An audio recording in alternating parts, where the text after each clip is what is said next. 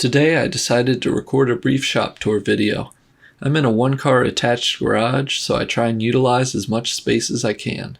The garage doesn't have AC, and the door has automatic hinges, so I made this little door stopper. The other day I was carrying a bunch of trash bags and I jacked my shoulder up on this tiny piece of round bar. I've got a portable ventilator attached to the ceiling, and it runs out a dryer exhaust vent. It does a great job at pulling out all the nice cold air. Here's my titanium 170 Mig Welder, and here's the most important tool in the shop. Here's the second most important tool in the shop, an insulated garage door. It's the little things for me. I've got a nice collection of wedding decorations and a vinegar tank that I haven't used for a little bit. Above that, I've got a double magnet tool holder to try and keep track of my hand tools. I've got a 2-foot by 3-foot fixture table where I store a ton of my tools. I bought a mobile base kit from Harbor Freight and used some 1-inch square tube to hook it all together. I used some angle on the inside of the base brackets to add another level of storage space. This is where I keep all my less frequently used tools. I purchased full sticks of steel and have it cut to 8-foot lengths so I can easily transport it. There's also some 10-foot cuts on here right now. When my material no longer spans the full width, it moves down to this level and then to this spot, and nothing under 16 inches stays here. Then the drops move to a bucket, and if they're too short for the bucket, they move into their, let's call them shape bins. Square tube miters, parts I've cut off of stuff, angle, round, flat, square tube, and sheet metal. Moving on to the bandsaw, I decided to go with this Klutch Bandsaw from Northern Tool. The important thing to notice is the actual saw rotates as opposed to just the clamper fence, so I was able to set it up like a miter saw. I primarily use it as a horizontal chop saw, but I also use it vertically with a stand I made. I fabricated a wall mount for the saw and the tables.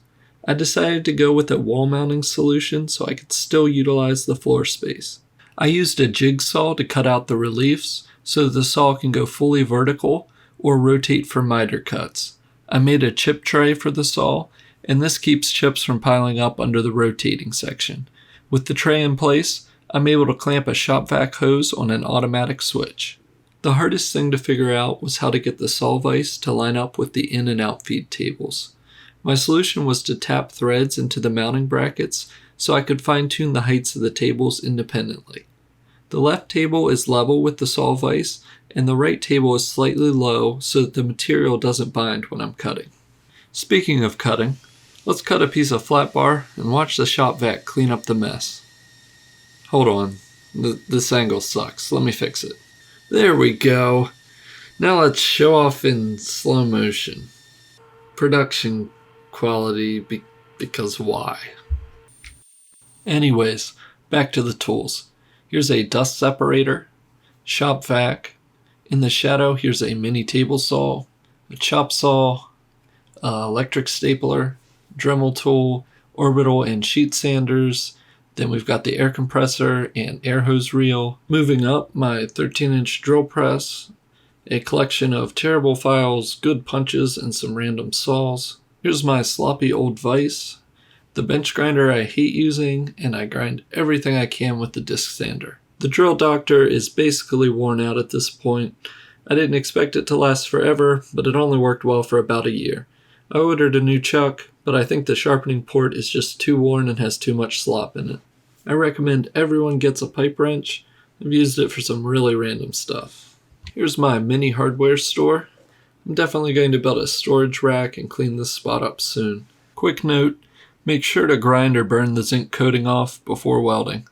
I always make sure to wear a respirator when I'm welding anything with a coating, and especially because I'm in such a small space.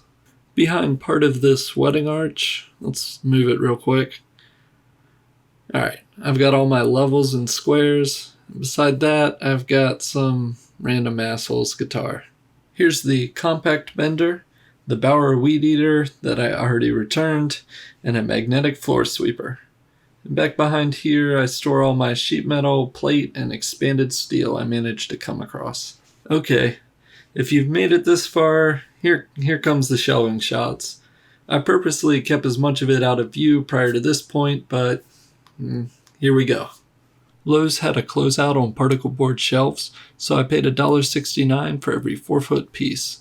Using particle board meant I needed brackets every 16 inches, but I made up a jig so I could knock them out real fast. I could have made them faster with square tube, but I was out of square and I had a full stick of 1/2-inch round. I'd tack one side, flip it, tack the other, and then set the weight on top of it. Here's a space-saving tip, but how does it work? You get a step stool, you look like an idiot, and then boom, you've got a ladder on the ceiling. Here's my get all this crap off the welding table and keep it within reach tool rack.